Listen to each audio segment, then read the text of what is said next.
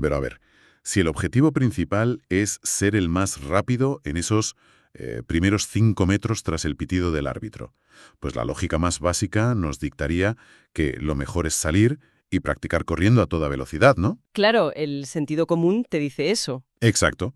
Al fin y al cabo, el cuerpo mejora en aquello que repite. Pero resulta que la ciencia dice exactamente lo contrario.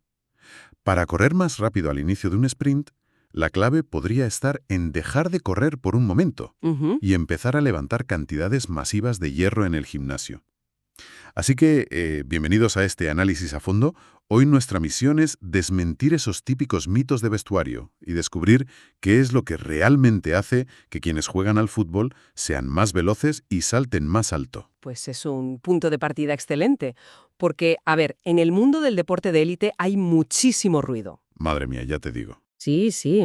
Hay métodos de entrenamiento que se ponen de moda de repente simplemente porque algún jugador súper famoso sube un vídeo a sus redes sociales haciendo, no sé, malabarismos sobre una pelota de equilibrio. Sí, lo típico, que se vuelve viral y de pronto todo el mundo lo hace. Exacto. Pero hoy no estamos aquí para hablar de modas estéticas ni de rutinas de Instagram. Hoy toca hablar de datos empíricos, de fisiología pura y dura, de lo que la evidencia científica verdaderamente respalda, vaya. Y para lograrlo contamos con una base documental que es sencillamente espectacular. Tengo por aquí los datos exactos de la publicación. La fuente principal de nuestra conversación de hoy es un estudio monumental. Se titula, lo leo en inglés, Effects of Various Exercise Interventions on Sprint Performance and Jump Height in Soccer Players, a Systematic Review and Network Meta-Analysis. Un título largo, sí. Un poco sí. Este trabajo fue escrito por los investigadores Yang Wang, Mui-Yan Chang y Sixuan Liu, y se publicó en la prestigiosa revista Journal of Sports Science and Medicine. Concretamente está en el volumen 25, de la página 405 a la 445. Ujú. Y la fecha de publicación es el 1 de junio de 2026. Y lo verdaderamente impresionante de este documento es que revisa y condensa la friolera de 31 ensayos controlados aleatorizados, publicados entre el año 2000 y el 2025. O sea, 25 años de datos. Es una cantidad de información abrumadora. Y fascinante a la vez. Pero mira, lo que marca un verdadero punto de inflexión en este artículo no es solo el volumen de estudios que incluye. ¿Ah, no? No, es la herramienta matemática que utiliza para analizarlos, lo que en el título llaman un metaanálisis en red, o NMA por sus siglas en inglés. Vale, para que nos hagamos una idea en términos de claridad científica. La ciencia tradicional del deporte suele hacer comparaciones súper limitadas. Un estudio normal cogería a un grupo de futbolistas haciendo levantamiento de pesas, a otro grupo haciendo ejercicios de velocidad, y simplemente mediría quién mejora más. O sea, un cara a cara de toda la vida. Eso es, un cara a cara directo. A ver, vamos a desgranar esto para que la imagen quede súper nítida para la audiencia. Ese enfoque tradicional del que hablas es como ver un partido amistoso aislado. El equipo A contra el equipo B. Exactamente. Al final de los 90 minutos sabes perfectamente quién ha ganado ese partido específico. Pero claro, no tienes ni idea de cómo jugarían contra el resto de equipos de la liga. Esa es la clave, sí. En cambio, por lo que entiendo, lo que hace este metaanálisis en red es organizar el torneo completo. Crea una estructura matemática inmensa que permite clasificar todos y cada uno de los métodos de entrenamiento del mundo a la vez. De mejor a peor. Totalmente. Y lo más asombroso de todo esto es que puede hacer esta clasificación general incluso si dos métodos de entrenamiento jamás se han enfrentado directamente en un mismo estudio físico. Y para lograr esta especie de magia estadística, los autores utilizan un sistema de puntuación llamado SUCRA. Vale, el famoso SUCRA. Sí, la métrica SUCRA es vital aquí. Suena complejo, significa área bajo la curva de clasificación acumulada, pero básicamente lo que hace es calcular la probabilidad estadística de que un tratamiento específico sea el mejor absoluto, entre todas las opciones, claro. Y esto se mide de 0 a 100%. A ver si lo visualizo mejor. Si imaginamos que repetimos este gran torneo de métodos de entrenamiento, no sé, unas 100 veces en universos paralelos. Vale, me gusta la idea. Un valor SUCRA del 99% significaría que una técnica en particular se llevaría el trofeo de campeón en 99 de esos 100 universos paralelos. Eso es. Es una certeza estadística casi absoluta. O sea, le da a los cuerpos técnicos una jerarquía totalmente cristalina para tomar decisiones en el día a día, sin tener que adivinar. Esa analogía de los universos paralelos lo explica a la perfección, fíjate. Y cuando observas las tablas de resultados del estudio con ese prisma, la claridad que emerge en ciertas pruebas físicas es que es incontestable. Pues entonces, adentrémonos ya en el terreno de juego. Empecemos por la fase que creo que es la más crítica de cualquier acción ofensiva o defensiva en un partido, el arranque. Ujú, los primeros metros. Exacto. Esos primeros metros súper explosivos para ganar la posición, desde el metro 0 hasta el metro 20. Los datos de este torneo virtual muestran a un ganador que francamente arrasa con todo el resto de competidores. Así es. Y resulta ser, sorprendentemente, el entrenamiento de fuerza tradicional. Y aquí es súper crucial definir qué entienden los autores por tradicional en este contexto, ¿eh? Porque no están hablando de usar maquinitas suaves en el gimnasio o rutinas de tonificación para sudar un poco. Ya, no es hacer bíceps frente al espejo. Para nada. El artículo especifica claramente que se trata de ejercicios multiarticulares pesados. Estamos hablando de sentadillas con barra, peso muerto, prensas de piernas, pero trabajando con cargas verdaderamente enormes. ¿De cuánto peso estamos hablando? Pues cargas superiores al 80% de lo que se conoce como una repetición máxima, o el 1RM. Es decir, mover un peso que te cuesta un esfuerzo colosal levantar una sola vez. Y hacer series con eso. Madre mía. Es que los números de la puntuación Sukra que dan en el estudio son casi irreales. En el sprint ultracorto, el de 5 metros, el entrenamiento de fuerza tradicional obtuvo una probabilidad de eficacia del 99,8%. Es una locura de cifra, prácticamente la perfección absoluta a nivel estadístico. Y fíjate que cuando la distancia se alarga un poquito, hasta los 20 metros, este mismo método de levantar kilos superpesados se mantiene cómodamente en la cima, con un 89,9%. Literalmente dejó en la estacada al entrenamiento de velocidad puro corriendo en pista, y también a la pliometría, a los típicos saltos ligeros. Y lo fascinante aquí es pararse a entender el porqué a nivel fisiológico. O sea, ¿por qué meterse debajo de una barra de acero llena de discos enormes en un gimnasio cerrado se traduce en ser el más rápido luego sobre el césped natural? Claro, esa es la gran pregunta. Pues la respuesta está en la física más elemental y en la neurología. Cuando un jugador está parado esperando a que saquen de banda o marcando un rival y de repente necesita arrancar a su máxima velocidad, el primer y mayor enemigo al que tiene que vencer es la inercia de su propio peso corporal. O sea, la primera ley de Newton en todo su esplendor. Un cuerpo en reposo tiende a permanecer en reposo. Tal cual, ni más ni menos. Y desde esa posición completamente estática, el tiempo que el pie de un futbolista pasa en contacto con el suelo durante los 2 o 3 primeros pasos de la carrera, pues es sorprendentemente largo si lo comparamos con cuando ya van a velocidad máxima, claro. En esa pequeña ventana de tiempo en la que la bota empuja la hierba, la biomecánica exige que generes la mayor cantidad de fuerza posible contra el suelo, para que el suelo, a su vez, impulse tu cuerpo hacia adelante. Y aquí entra un concepto clave, que es la tasa de desarrollo de fuerza, o RFD por sus siglas en inglés. A ver, un momento, porque me cuesta procesar esta transferencia tan directa, ¿eh? Vamos a plantear la duda lógica que tendría cualquier persona de nuestra audiencia. Adelante, dime. Si el objetivo es correr muy rápido en un campo de fútbol, el sentido común grita que la solución es salir a practicar sprints. Levantar una barra lentamente en el gimnasio me parece totalmente contraintuitivo. Es normal que lo parezca. Es como intentar mejorar tu brazada de natación practicando remo en una barca súper pesada de madera. O sea, ¿cómo es posible que hacer algo tan lento y tan pesado te haga luego rápido y explosivo? Es una disonancia cognitiva muy, muy común en el mundo del deporte. Pero la clave de todo esto está en separar lo que es la técnica de carrera del mecanismo de producción de fuerza bruta. Vale, te escucho. A ver, el entrenamiento de velocidad es excelente para afinar la técnica. Mejora la postura, la coordinación de los brazos, la eficiencia de tu mecánica al correr. Pero todo eso es absolutamente inútil si no tienes un motor potente detrás. ¿El motor? Exacto. La tasa de desarrollo de fuerza de la que hablaba antes es, esencialmente, qué tan rápido tu sistema nervioso puede enviar una señal eléctrica para que los músculos se contraigan todos al unísono. Al levantar cargas del 80 o 90% de tu repetición máxima, no solo agrandas las fibras musculares. ¿Y qué más haces? Su mayor beneficio es a nivel neurológico.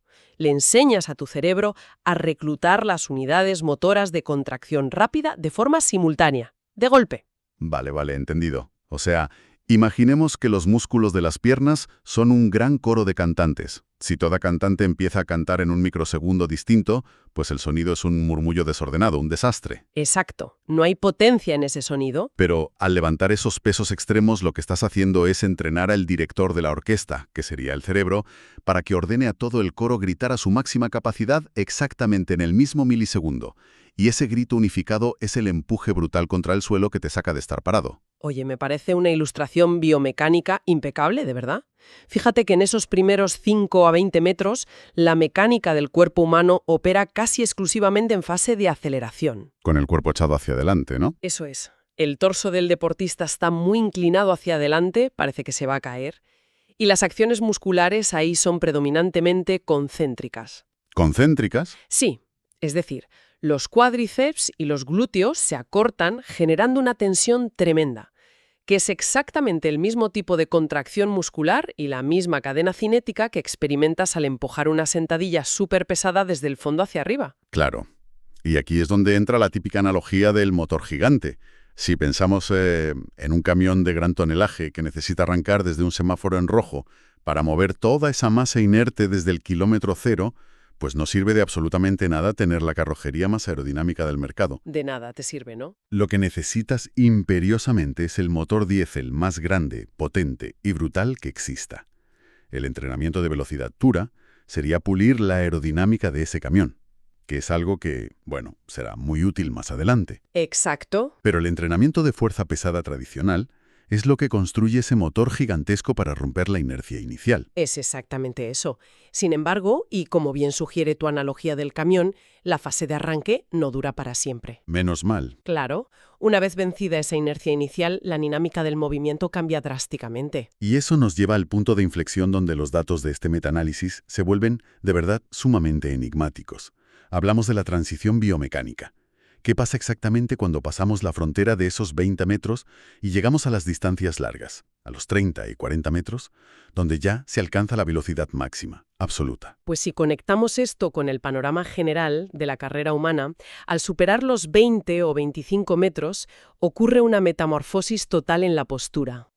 El torso del jugador se endereza por completo, quedando perpendicular al suelo. En ese instante preciso, los tiempos de contacto del pie con el césped dejan de ser prolongados, se vuelven ínfimos, fracciones diminutas de segundo. Ya no estás empujando la tierra. Exacto. Ya no se trata de empujar pesadamente contra el suelo como en la sentadilla, ahora tu pierna funciona como un bastón saltarín, como un muelle, un pogo stick. Es un ciclo súper rápido de impacto y rebote, donde lo que predomina es la rigidez del tendón y la elasticidad, no la fuerza bruta desde parado. Las reglas del juego fisiológico han cambiado por completo. Y es asombroso ver cómo el torneo estadístico Sukra refleja exactamente ese caos biomecánico del que hablas. Al mirar la tabla de clasificación para los 30 metros, el motor pesado pierde fuelle. Pierde mucha fuerza ahí, sí. De repente, el entrenamiento de velocidad puro escala posiciones y se coloca primero con un 74,2%. Hasta ahí, bueno, parece que el sentido común recupera un poco el control de la situación. Parecería que sí, claro. Pero hay un asterisco gigante en el estudio, ¿eh? Esos resultados, frente al simple entrenamiento regular que hacen los futbolistas, no alcanzaron significancia estadística. O sea, la matemática muestra una incertidumbre enorme. Y es una observación fundamental la que haces, porque la situación se vuelve todavía más desconcertante cuando llegamos a la marca de los 40 metros. Uf, sí. Ahí, paradójicamente, el análisis coloca en primerísimo lugar al entrenamiento de resistencia, y con un Sukra del 74,1%. A ver, espera, porque esto le vuela la cabeza a cualquiera que analice el deporte. Se sugiere que el entrenamiento de resistencia, o sea, salir a hacer un trote continuo o mejorar la capacidad aeróbica para largas distancias, de repente se convierte en la mejor intervención para un sprint explosivo de 40 metros. Eso parece decir el dato, sí. Pero es que eso contradice directamente todo lo que acabamos de establecer sobre el sistema nervioso y el reclutamiento de las fibras rápidas. ¿Cómo es posible, matemáticamente hablando, que la resistencia aeróbica gane una prueba de velocidad pura? Pues es una paradoja aparente brillante, la verdad.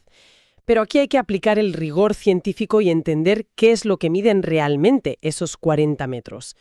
Un sprint de esa longitud en un partido de fútbol es una especie de quimera energética que atraviesa 3 fases muy distintas. A ver, cuéntame esas 3 fases. Primero, los primeros metros demandan fuerza máxima para arrancar, como ya hemos visto. Luego, más o menos entre los 20 y los 30 metros, llegas a tu velocidad máxima. Pero al acercarte a los 40 metros, tu sistema neuromuscular humano empieza a fallar. Se agota. Exacto. Entra en juego lo que en fisiología denominamos resistencia a la velocidad. La fatiga se acumula rapidísimo en las fibras musculares de contracción rápida, y la capacidad del cuerpo para mantener esa intensidad sin desacelerar pasa a depender de los sistemas energéticos de resistencia. Ah, vale. Entonces, a ver si lo entiendo. No es que el entrenamiento aeróbico te haga correr más rápido, sino que simplemente evita que frenes tan bruscamente en los metros finales por culpa de ese agotamiento celular. Exacto. Evita la caída drástica del rendimiento. Es un continuo metabólico tan extenso y complejo que ninguna intervención de entrenamiento por sí sola puede dominar todas las fases con la misma contundencia que, por ejemplo, la fuerza bruta domina el arranque inicial. Tiene sentido. Y además, hay que decir que los autores del artículo son muy transparentes sobre la variabilidad metodológica. Al revisar 31 estudios distintos a lo largo de 25 años, pues se encuentran con muchísimo ruido en los datos. Claro, cada estudio es un mundo. Totalmente. Diferentes investigadores usaron distintos métodos para medir los sprints largos.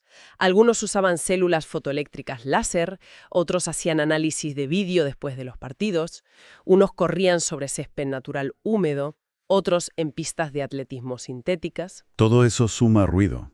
Sí, toda esa disparidad metodológica diluye muchísimo la claridad estadística y genera esos intervalos de confianza tan amplios donde es imposible, y diría que poco ético científicamente, declarar un ganador rotundo. Lo cual nos invita a plantear, creo yo, una hipótesis táctica muy realista sobre el deporte en sí. Quizás esta confusión estadística en los sprints de 40 metros refleja una realidad misma del juego. ¿A qué te refieres? Pues saber cuándo se ve a un jugador de fútbol realizar un sprint en línea recta completamente ininterrumpido durante 40 metros, sin girar la cabeza para mirar el balón, sin esquivar a un rival o sin frenar para acomodar el cuerpo a un pase. Prácticamente nunca. Claro, es una rareza táctica absoluta. La mayoría de las acciones verdaderamente determinantes, los goles, los despejes en el área, ocurren en espacios súper-reducidos. Totalmente de acuerdo. Por tanto, creo que es lógico pensar que el cuerpo humano del futbolista, a través de años y años de adaptación crónica a su entorno, está hiperoptimizado para la realidad de los primeros metros. Pedirle a esa misma estructura biológica que sea perfecta manteniendo la mecánica de un velocista olímpico de 100 metros lisos es sacarla de su elemento natural, ¿no? Pues es una perspectiva biomecánica muy aguda por tu parte. Y además está respaldadísima por los analistas de rendimiento táctico. Fíjate. El cuerpo humano es un maestro absoluto de la eficiencia específica. Si la inmensa mayoría del estrés físico de un partido se concentra en salidas cortas y en frenazos muy bruscos, pues la arquitectura de tus tendones, tu densidad ósea y todo tu cableado neuronal se van a especializar en eso. Y esto enlaza directamente con otra dimensión crítica que explora el metaanálisis a fondo. Porque, en efecto, el campo de fútbol es un entorno tridimensional. No hay carriles fijos, como en la piscina o en la pista de atletismo.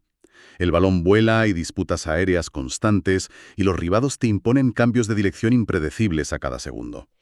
Y eso abre la puerta a la siguiente fase de nuestro análisis, el dominio vertical y la agilidad multidireccional. El estudio desglosa súper meticulosamente el rendimiento de los futbolistas en los saltos y en lo que denominan pruebas COD, o cambio de dirección en español. Vale. Y al observar los datos de los saltos, los autores analizaron 2 variantes que, a simple vista, parecen iguales, pero que por dentro son mundos biomecánicos totalmente distintos. Hablo del salto desde sentadilla, o squat jump, y el salto con contramovimiento. El famoso CMJ, sí. La diferencia fisiológica entre estos 2 saltos revela exactamente cómo interactúan nuestros músculos y nuestros tendones frente a diferentes tipos de carga. Cuéntanos cómo funciona el primero, el salto desde sentadilla. Pues mira, en el salto desde sentadilla, el atleta baja a una posición de sentadilla y se queda completamente inmóvil durante 1 o 2 segundos. Para eliminar el impulso, claro. Exacto, para matar cualquier inercia. Y desde ahí explota hacia arriba. Solo hay empuje hacia arriba. Es pura fuerza muscular concéntrica. Estás aislando el cuádriceps y el glúteo para vencer la gravedad, pero partiendo del cero absoluto. Y los datos del ranking Sucra lo confirman rotundamente. El entrenamiento de fuerza tradicional vuelve a coronarse aquí como el rey indiscutible en este salto estático, ganando con un abrumador 86,2% de probabilidad de ser el mejor método. Pero, y aquí viene lo bueno, la historia se vuelve muchísimo más matizada cuando se analiza el otro salto, el salto con contramovimiento o CMJ. ¿Qué cambia aquí? Pues aquí el jugador empieza de pie, se deja caer rápidamente doblando las rodillas e inmediatamente, sin ningún tipo de pausa, rebota hacia arriba. Esa caída veloz activa lo que la fisiología llama el ciclo de estiramiento-acortamiento o CEA. Vale, un rebote. Exacto. Durante el descenso rápido, tu tendón rotuliano y tu tendón de Aquiles se estiran de forma excéntrica y absorben un montón de energía cinética. Inmediatamente, unos receptores que hay dentro del músculo detectan ese estiramiento tan violento y desencadenan un reflejo involuntario espinal. Ese reflejo se suma a tu contracción voluntaria hacia arriba, devolviendo toda esa energía que habías almacenado. Esto requiere una analogía contundente para que lo visualicemos bien. El ciclo de estiramiento-acortamiento es, a todos los efectos prácticos, como tensar una goma elástica gigante, ¿no? Como de resistencia industrial. Sí, me gusta. Si tú estiras la goma lentamente, pues no pasa gran cosa. Pero si tiras de ella hacia abajo con una violencia extrema, acumula una energía potencial brutal. Y en el momento en el que la sueltas, el latigazo hacia arriba es devastador. Es una imagen gráfica sumamente precisa, de verdad. Pues el entrenamiento pliométrico, que básicamente se compone de cientos de saltos repetidos, de dejarse caer desde cajones y rebotar sin parar como un resorte, se especializa puramente en eso, en hacer que esa goma elástica humana, que son nuestros tendones y la fascia, sea increíblemente rígida, súper eficiente y rapidísima a la hora de devolver la energía. Y eso explica a la perfección por qué la tabla de posiciones se aprieta tanto en esta prueba. En este salto con contramovimiento, la fuerza tradicional sigue liderando, con un 73%. Pero el entrenamiento pliométrico le pisa los talones peligrosamente con un 67,8%. Se acercan mucho, sí. Pero donde realmente se ve la magia de combinar conceptos es en el cambio de dirección, en las pruebas COD.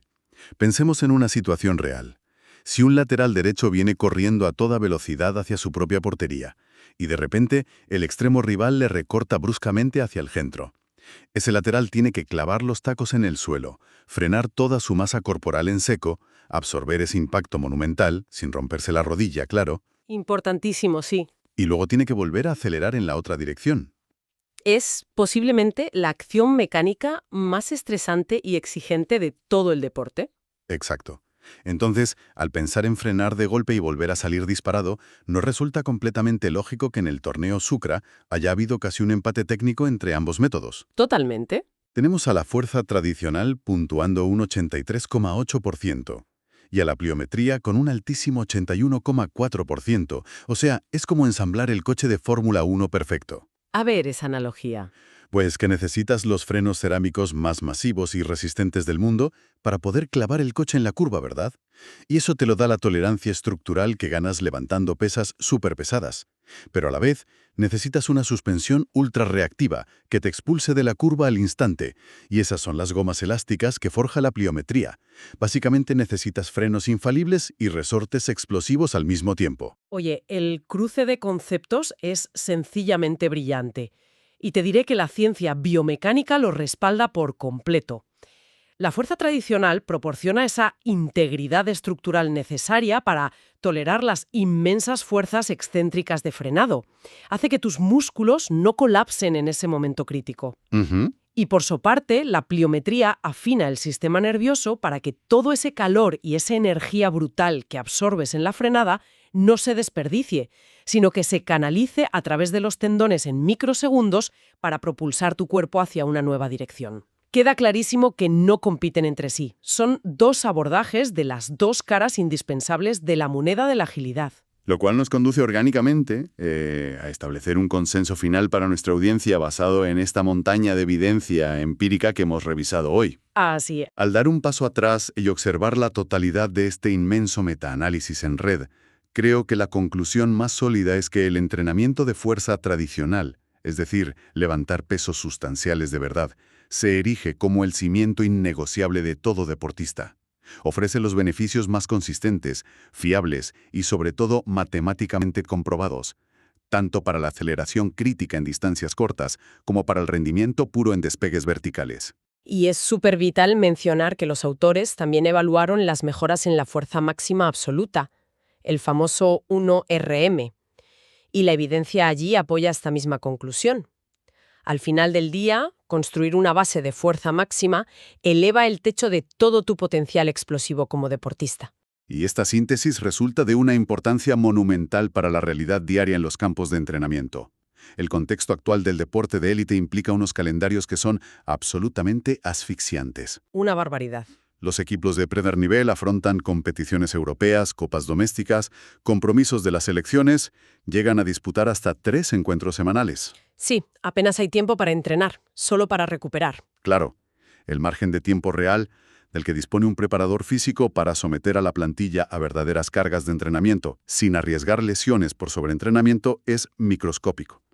Entonces, ante esa extrema escasez de tiempo, los datos gritan una directriz clarísima. Priorizar el levantamiento de cargas altas en el gimnasio parece ser la inversión más segura, eficiente y rentable. Efectivamente. Representa, en definitiva, el esfuerzo más concentrado con la mayor transferencia demostrada a las acciones determinantes de un partido. Es que la eficiencia en la prescripción del ejercicio ha dejado de ser un lujo, ahora mismo es una necesidad absoluta. No existe el tiempo material en la temporada para implementar todas las metodologías disponibles en el mundo del rendimiento deportivo. Ya te digo. Por lo tanto, la selección tiene que recaer sí o sí en aquello que la evidencia científica más rigurosa, limpia de sesgos anecdóticos y modas, ha demostrado que produce adaptaciones reales y consistentes contra la gravedad y la inercia humana. Y por este motivo, para cualquier persona de nuestra audiencia que sienta verdadera pasión por la ciencia del rendimiento deportivo, resulta imperativo y sumamente recomendable buscar y leer el artículo original en detalle. Totalmente recomendable, sí. Recuerdo el título brevemente en inglés. Effects of Various Exercise Interventions on Sprint Performance and Jump Height in Soccer Players. Más allá de las conclusiones que hemos comentado, observar directamente las representaciones gráficas y las complejas tablas de clasificación de la métrica SUCRA proporciona una comprensión muchísimo más profunda de todo esto. Y la sección de metodología es un compendio de herramientas analíticas de un valor enorme para cualquier profesional del sector. Y te añado que, de igual manera, la sección de limitaciones y discusión del final del artículo abre unos horizontes de análisis metodológico buenísimos. Invita a cuestionar cómo se recogen actualmente los datos en los propios clubes deportivos profesionales. Es una lectura académica que puede ser densa, sí, pero es extraordinariamente gratificante. Desde luego. Y como apunte final, recordar a quienes nos escuchan que es muy recomendable seguir este canal, activado las notificaciones correspondientes en nuestras plataformas de reproducción para asegurar la recepción de futuros contenidos. Seguiremos desmenuzando la ciencia subyacente al rendimiento deportivo con este mismo nivel de profundidad. Y bueno, para culminar hoy, y a modo de semilla intelectual para el futuro, quería comentar que existe un detalle en la población de estos 31 ensayos clínicos que invita a una profunda reflexión biomecánica. A ver, cuéntanos. La abrumadora mayoría de los datos recopilados en estos estudios proceden exclusivamente de futbolistas varones, ya sean profesionales o integrantes de academias formativas masculinas. Y claro, al contemplar las sustanciales diferencias anatómicas intrínsecas que existen, como por ejemplo el mayor ángulo Q en la alineación de la rodilla y la pelvis de las mujeres, además de las claras divergencias en la línea base fisiológica respecto a la masa muscular magra y la respuesta del sistema endocrino, pues surge un interrogante científico mayúsculo. ¡Ostras! Claro. ¿Sería la jerarquía probabilística de estos métodos de entrenamiento, la dictaminada por el SUCRA, idéntica si se aplicara estrictamente al fútbol femenino de élite?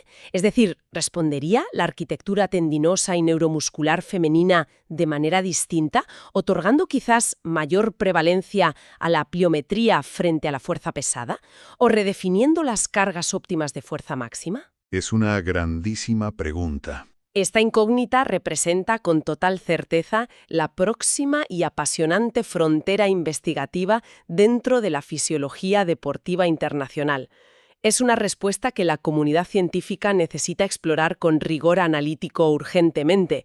Pues nos encontramos de nuevo al borde del mapa cartografiado. A veces la ciencia proporciona un modelo que parece totalmente impecable, pero al girar la lente se revela que quizás solo se ha iluminado una mitad del escenario biomecánico global. Esa idea tuya sobre las variaciones fisiológicas en el fútbol femenino es un colofón perfecto para la sesión de hoy y deja un terreno súper fértil para nuestro análisis futuro. Ha sido un placer. Se agradece enormemente el tiempo dedicado a profundizar en estas cuestiones. Ha sido un recorrido analítico verdaderamente excepcional. Hasta la próxima